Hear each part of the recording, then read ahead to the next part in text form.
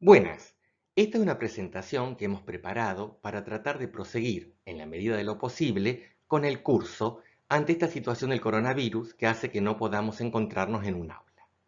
Vamos a continuar con la clase que habíamos comenzado de estadística descriptiva, donde vimos algunas definiciones como población, muestra, unidad estadística, variable aleatoria, y describimos qué eran las tablas de distribución de frecuencia, tanto en situaciones de variables discretas como continuas, y presentamos sus gráficas asociadas.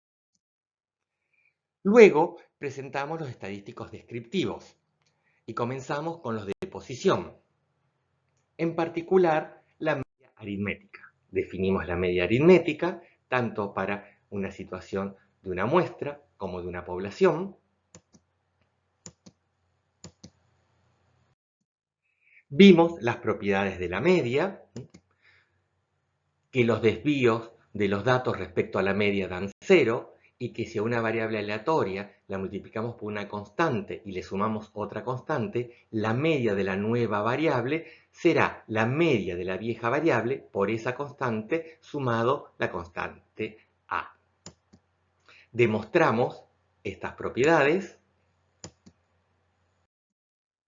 Vimos el concepto de media ponderada que se utilizaba en situaciones cuando teníamos grupos con distinta cantidad de individuos.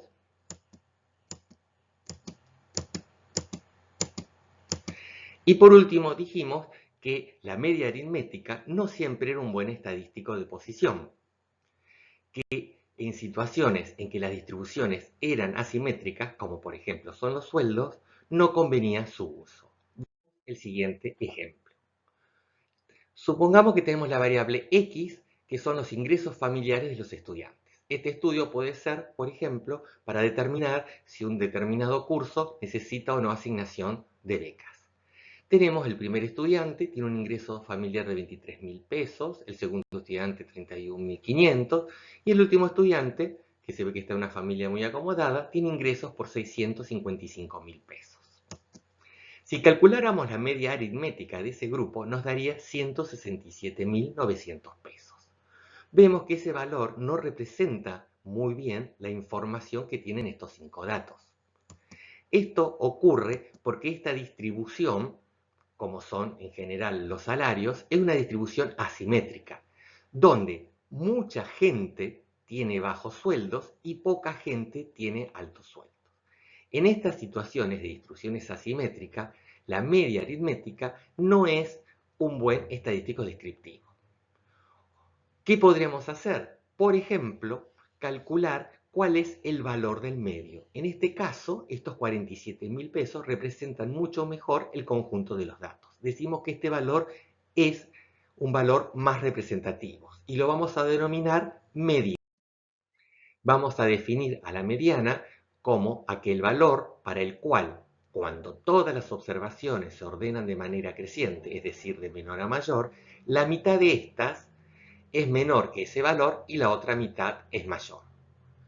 Cuando tenemos los datos presentados en una serie simple, lo más sencillo es calcular en primer lugar la posición de la mediana de la forma n más 1 dividido 2.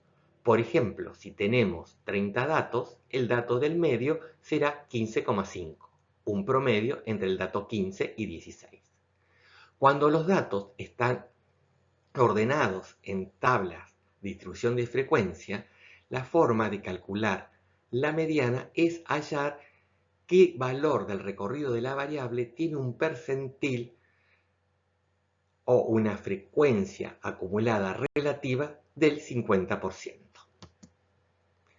Por último, presentamos el estadístico descriptivo MODA, que es simplemente el valor de la observación que ocurre con mayor frecuencia, es decir, el valor más frecuente.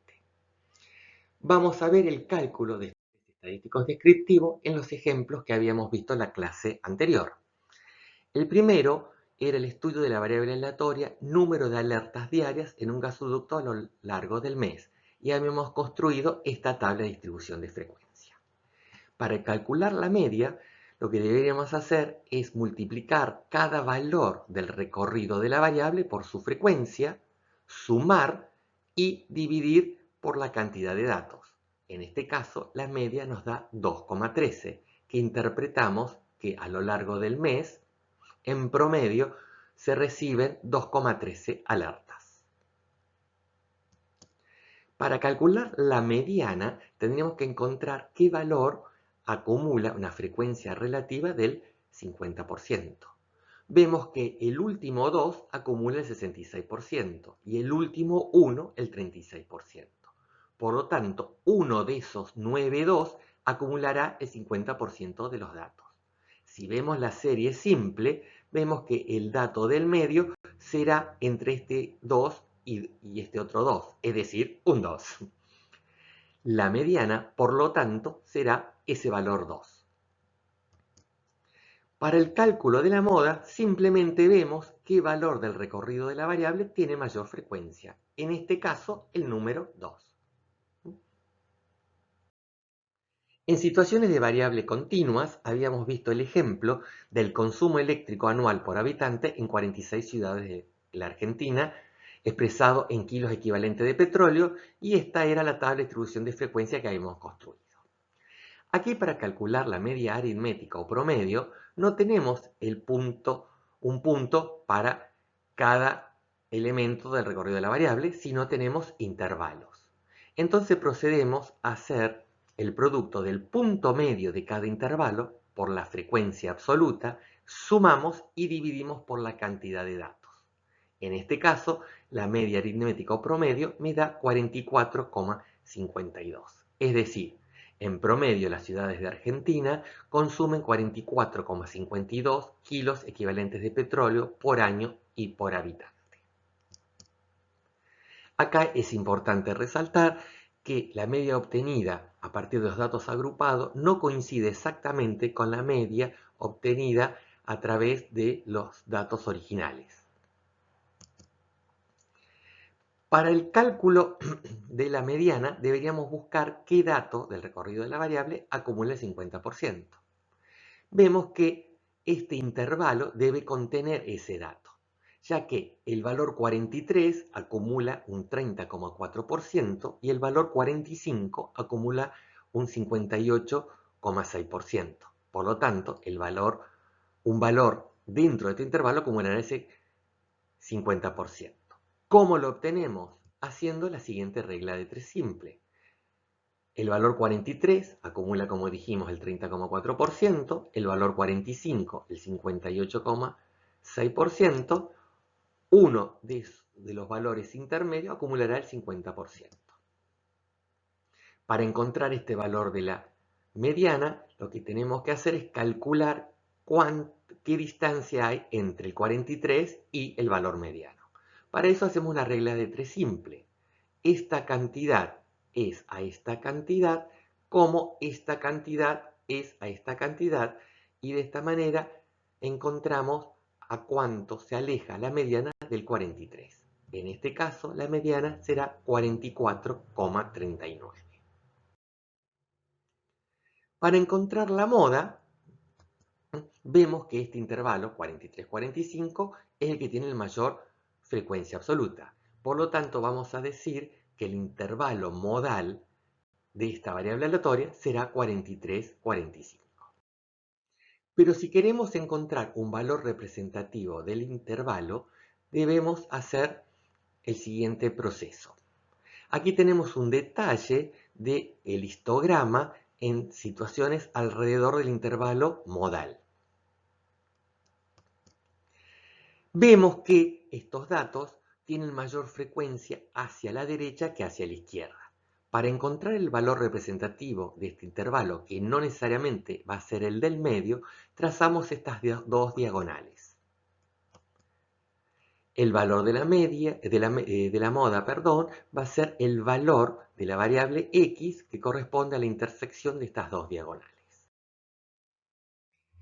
Para encontrar el valor analítico de la moda, vamos a recurrir a las propiedades de triángulos semejantes. Vemos que cuando trazamos estas dos diagonales se nos formaron dos triángulos semejantes, es decir, dos triángulos que tienen igual forma pero distinto tamaño. Al tratarse de triángulos semejantes, podemos hacer relaciones entre sus lados. Por ejemplo, podemos decir que la base A es a la altura alfa, como la base B es a la altura beta. Esto es equivalente a decir que alfa es a beta como A es a B. Ahora, por propiedades de proporciones, podríamos sumar en el denominador el numerador y nos queda la siguiente expresión, donde la cantidad A es fácil de calcular, es la diferencia entre esta frecuencia absoluta y esta frecuencia absoluta, la cantidad B es la diferencia entre esta frecuencia absoluta y esta frecuencia absoluta, y la cantidad alfa más beta es la amplitud del intervalo, en este caso 2. Por lo tanto, reemplazando, es muy fácil calcular este valor de alfa. Y el valor de la moda será el valor inferior del intervalo modal más esa cantidad alfa, en este caso 44,11. Estos tres estadísticos descriptivos de posición, media aritmética, moda y mediana, sirven para también analizar cómo es la forma de la distribución de frecuencia. Cuando estos valores coinciden o están muy cercanos, decimos que la distribución es asimétrica, es decir, es igual a la derecha y a la izquierda de sus estadísticos de posición. En cambio, cuando hay diferencia entre la moda y la media aritmética, como en este caso o en este otro, decimos que la distribución es asimétrica. En este caso la vamos a llamar con cola a la derecha cuando la media es mayor que la moda, o con cola a la izquierda cuando la moda es mayor que la media. Más adelante vamos a ver un estadístico descriptivo que me va a cuantificar el valor de simetría o asimetría de una distribución. Luego tenemos otro estadístico descriptivo que solo lo vamos a mencionar, pero no vamos a trabajar con él, que es la media geométrica, y se define como la raíz enésima de la productoria de los datos. Esto, si hacemos logaritmo, podríamos decir que la media geométrica es el antilogaritmo de la media aritmética del promedio de los logaritmos de los datos. Pero como les decía, esto se los doy solo a modo ilustrativo, es algo con el que no vamos a trabajar. Y por último, tenemos los cuartiles y percentiles, que también son reconocidos como estadísticos de posición. Vamos a definir como primer cuartil o cuartil inferior aquel dato que tiene una frecuencia acumulada relativa del 25%. Tercer cuartil va a ser aquel dato que me acumule el 75%. Y el segundo cuartil va a ser el que me acumule el 50% de los datos, es decir, es la mediana. De esta manera lo que hacemos es dividir al conjunto de datos en 4 porciones con igual cantidad de datos. En forma genérica también podemos definir el percentil PK como aquel valor tal que al menos el K% de las observaciones están en el valor o por debajo de él, y al menos el 100 menos K% están en el valor o encima de él. Por ejemplo, el percentil 10% es aquel dato que acumula el 10% de la información. Un percentil 95 es uno de los datos más altos, aquel que acumula el 95% de la distribución. ¿Cómo se calculan estos cuartiles o percentiles? En forma análoga a cómo vimos la construcción o la obtención de la mediana. También puede hacerse una obtención en forma gráfica. Si tenemos la distribución de las frecuencias acumuladas relativas, el diagrama ojiva que habíamos visto en la clase anterior, para encontrar la mediana podemos ir en ordenadas al 50%, ahí chocamos con la curva y el valor de abscisas correspondiente será el valor mediano. Lo mismo podemos proceder para calcular el primer cuartil, el dato que me acumula el 25%, o el tercer cuartil, el dato que me acumula el 75% de la distribución. Valores de cuartil, mediana, más el valor mínimo y máximo de un conjunto de datos, se puede construir lo que se llama boxplot o diagrama de caja, que es una representación gráfica alternativa de la distribución de frecuencia. ¿Cómo lo hacemos?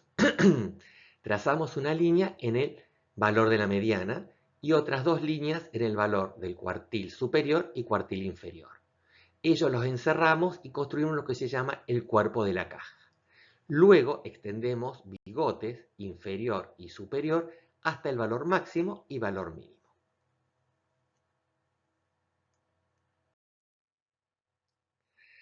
Bueno, visto los estadísticos descriptivos de posición, vamos a ver la siguiente situación. Supongamos que tenemos dos grupos de estudiantes, por ejemplo, de la Facultad de Ingeniería y la Facultad de Economía, y lo que estamos estudiando es su altura. Vemos que en ambos grupos tienen distribución distinta. Si bien la posición, acá tenemos los valores de los datos, la posición está alrededor de 1,70 m, podemos ver que este grupo de estudiantes es más homogéneo que este otro grupo de estudiantes. Si vemos el estadístico de posición, en ambos casos vale 1,70 m, que no permiten distribuir en forma acabada cómo es la característica de distribución de frecuencia de esos datos. No podemos discernir que este grupo es más homogéneo, menos variable que este otro. Para eso vamos a tener que considerar la dispersión de los datos, es decir, estadísticos de dispersión. El primer estadístico de dispersión que vamos a ver es el rango, que es de cálculo muy sencillo. Definimos el rango como la diferencia entre el valor máximo y el valor mínimo simplemente. El problema que tiene el rango es que es muy sensible a valores extremos. Por ejemplo, si en alguno de esos dos grupos tuviéramos un alumno muy peticito, me daría un rango muy alto y quizás el grupo, a excepción de ese valor extraño o outlier, es bastante homogéneo. Para salvar este inconveniente tenemos el rango intercuartílico, que es la diferencia entre el valor del cuartil 3 y el cuartil 1. Vemos que es la amplitud de la caja de un boxplot. Otro estadístico descriptivo de dispersión es el desvío medio, que se define como el promedio de las distancias de los puntos respecto a la media. Digo distancias porque tratábamos con el valor absoluto. Si tuviéramos los datos 2, 3 y 10, el valor medio sería el valor 5. Las distancias de los puntos o los datos a ese valor medio serían respectivamente 5, 2 y 3. La distancia media en que se alejan los datos a la media sería 3,33 y ese es el desvío medio. ¿Qué problema tiene este estadístico? Que usa la función módulo. Y como sabemos, como vimos en matemática, la función módulo no tiene inversa. Entonces, para todo lo que hace a demostraciones en estadística, es muy difícil trabajar con esta función. Por lo tanto, vamos a definir otro estadístico de dispersión que a lo mejor a una primera instancia no resulte tan coherente, que es la varianza. Decimos que la varianza es el promedio de los alejamientos de los puntos respecto a la media elevados al cuadrado. Aquí tenemos la expresión de la varianza poblacional que se indica con la letra sigma al cuadrado, por eso acá tenemos mu. Mientras que la varianza muestral se define como el alejamiento de los puntos respecto a la media muestral elevados al cuadrado promediados. Esta fórmula se denomina fórmula por definición. Pero tenemos también la fórmula de cálculo que sale solo de aplicar distributiva del cuadrado este y resulta en esta expresión, que generalmente se usa porque esta fórmula, al ser el x raya generalmente un valor que se redondea, luego cuando hacemos una diferencia con un valor redondeado y lo llevamos al cuadrado, ese error se va multiplicando y se dice que esta expresión arrastra error. Por lo tanto, vamos a usar casi siempre esta fórmula de cálculo para la varianza. Pero como podemos ver acá, quizá les ha extrañado, ¿por qué el promedio dividimos por n-1 y no n, que es la cantidad de datos, como lo hacíamos con la media aritmética? Este n-1 se denomina grado de libertad y representa la cantidad de información independiente. ¿Por qué es esto? Dado que la suma de las n desviaciones de los datos respecto a la media siempre da 0, la especificación de cualesquiera n-1 de estas cantidades determina de manera automática la restante. Por lo tanto, decimos que solo n-1 de las n desviaciones están determinadas de manera arbitraria o son independientes. Es decir, que a pesar que tengamos n datos, tenemos n-1 información independiente en el cálculo de la varianza. Aquí vemos cómo se calcula la varianza cuando los datos están agrupados en una tabla de distribución de frecuencia. Los desvíos respecto a la media elevados al cuadrado se van a multiplicar por la frecuencia absoluta. Esto también aparece en la expresión o fórmula de cálculo. Propiedades de la varianza. Si tenemos una variable aleatoria x y la multiplicamos con la constante b y le sumamos la constante a, la varianza de la nueva variable será b al cuadrado por la varianza de la variable original. Veamos el siguiente ejemplo. Supongamos que un grupo de personas le registramos la edad hoy y queremos ver cómo será su media y dispersión dentro de 10 años. Esto es equivalente a decir que vamos a tener una nueva variable aleatoria que va a ser la edad hoy más 10, donde xy es la edad de cada una en la actualidad. Acá tenemos los datos de la edad de estas 5 personas hoy, con una media de 20. Por supuesto, dentro de 10 años, la media de esos datos va a ser 30. Pero si vemos la dispersión, no a través de la varianza, sino por ejemplo a través del rango para que sea más sencillo, aquí la dispersión o el rango está dado por 4. La diferencia entre el valor máximo y el mínimo es 4. Lo mismo ocurre dentro de 10 años. Es decir, cuando se sumó una constante, la variabilidad no cambió. Esto ocurre con la varianza y se demuestra de la siguiente manera. Calcular la varianza de y, donde y es igual a x más 10, resulta de la siguiente manera, que será igual a la varianza de x.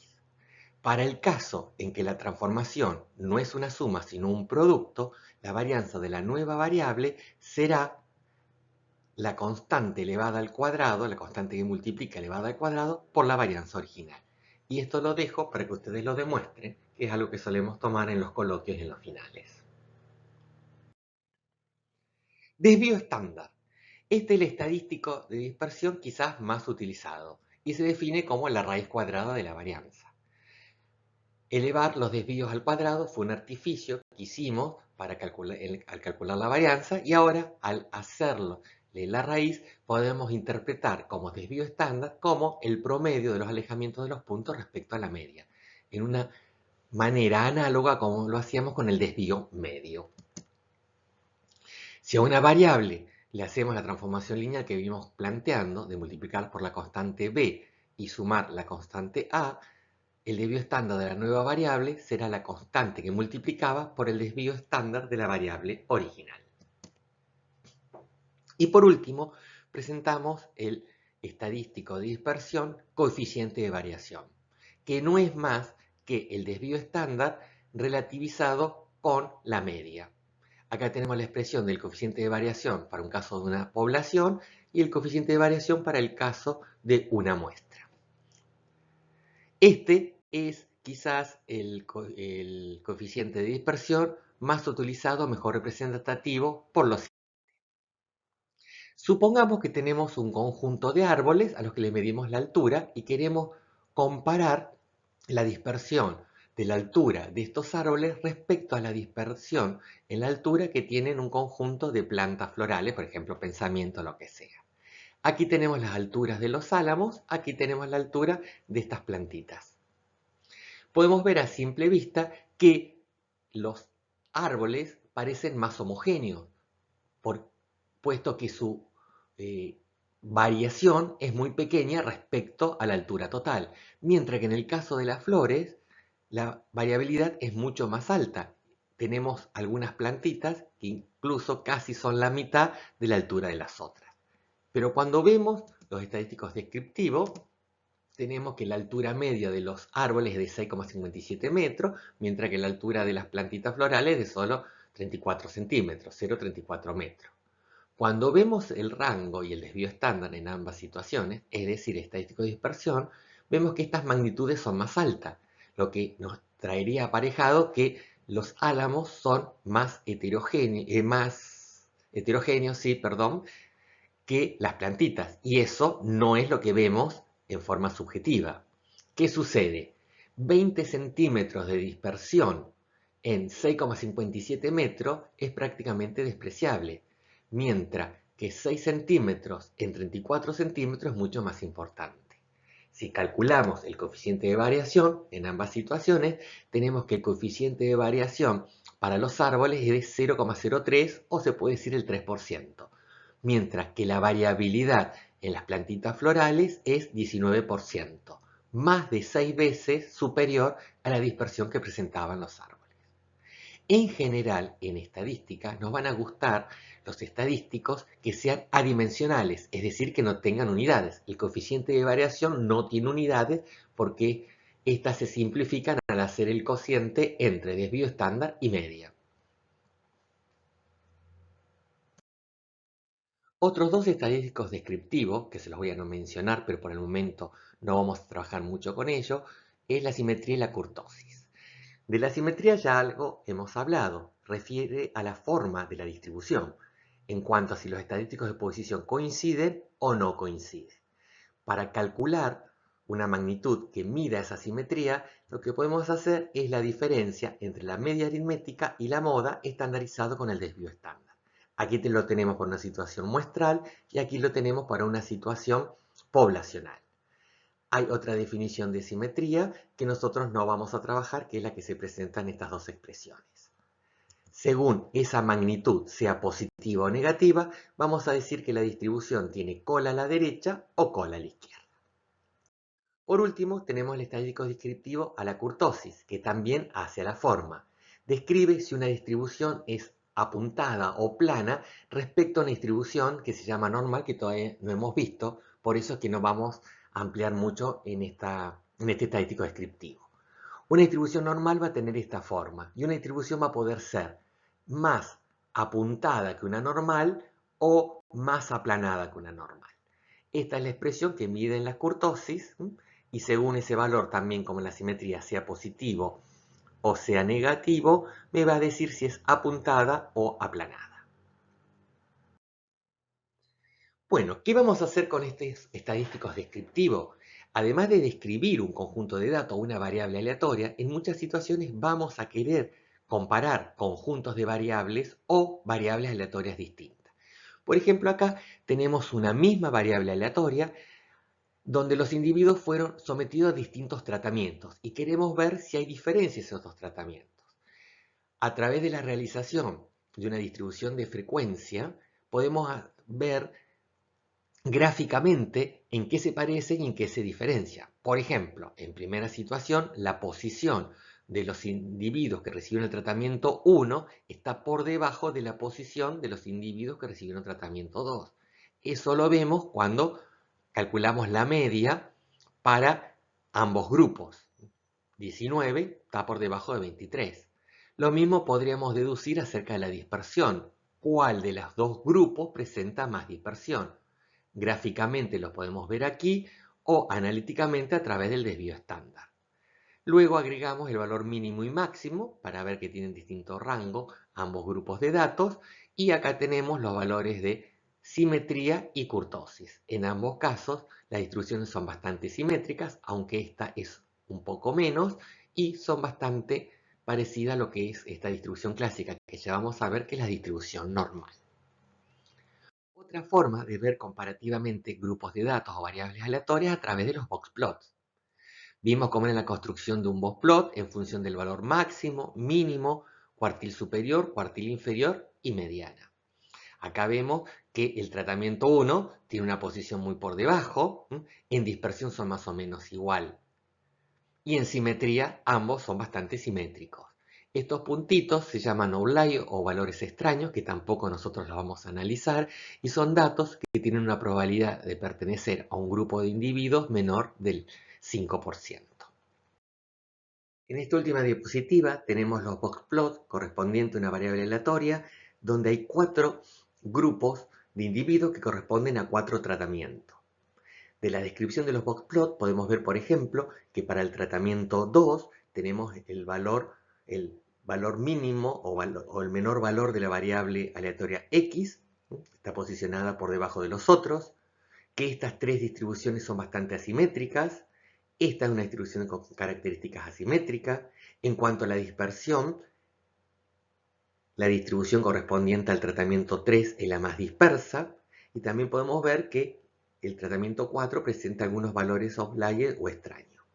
Aquí hacemos una descripción gráfica comparativa entre estos niveles de tratamiento para la variable aleatoria de respuesta. Si quisiéramos ver una descripción analítica, tendríamos que calcular los estadísticos descriptivos que vimos hasta ahora para cada uno de estos 4 grupos. Bueno, con esto terminamos este tema de estadísticos descriptivos. Para completar la unidad 1 nos falta ver tablas de distribución de frecuencia bidimensionales, que lo vamos a presentar en otro archivo. Muchas gracias.